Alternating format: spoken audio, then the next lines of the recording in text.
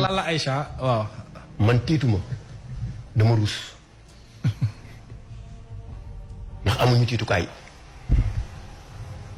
mais dañu ruus suñu réew loolu moo ma dal tey ruus. su ma xoolee fi ñu toll ci réew mi ak tout ce qui s'est passé on arrive à ce niveau en 6 mois c'est grave.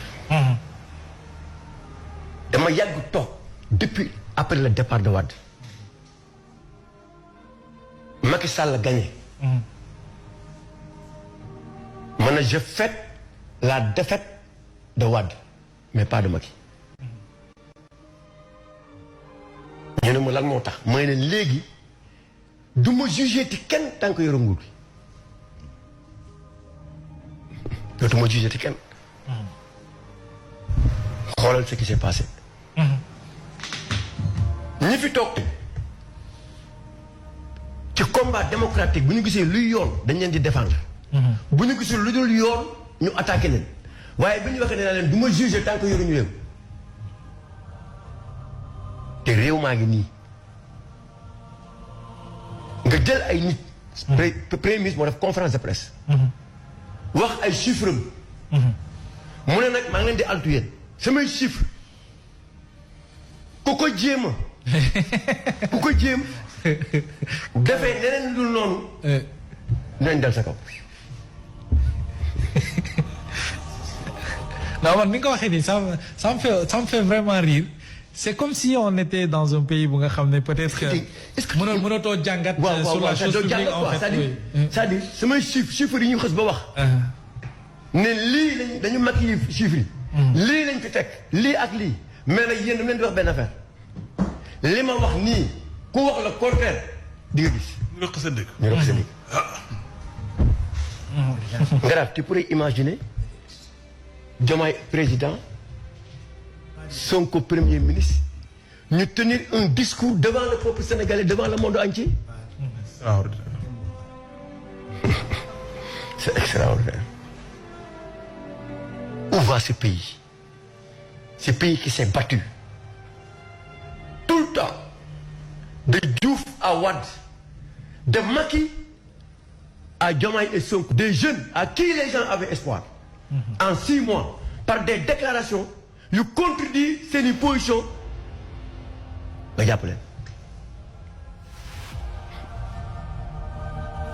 bi la Macky toogee fii di néewal doole askan wi yëpp a jóg. askan wi yëpp a jóg taxaw xeexal la.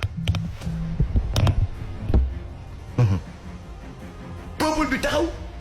nga ne Macky utilise ses forces, les forces de l'État pour te faire du mal. Le peuple était là debout.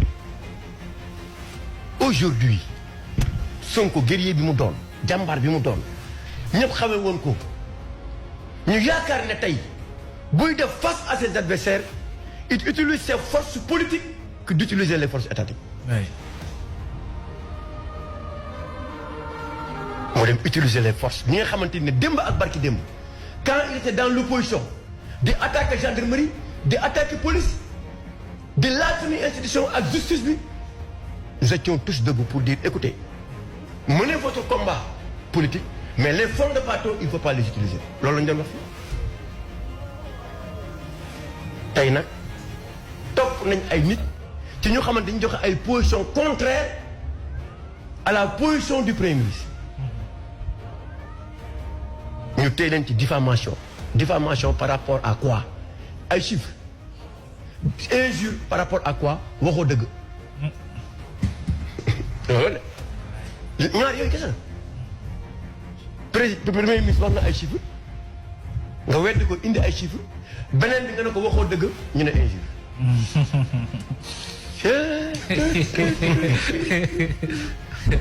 C'est extraordinaire. C'est extraordinaire.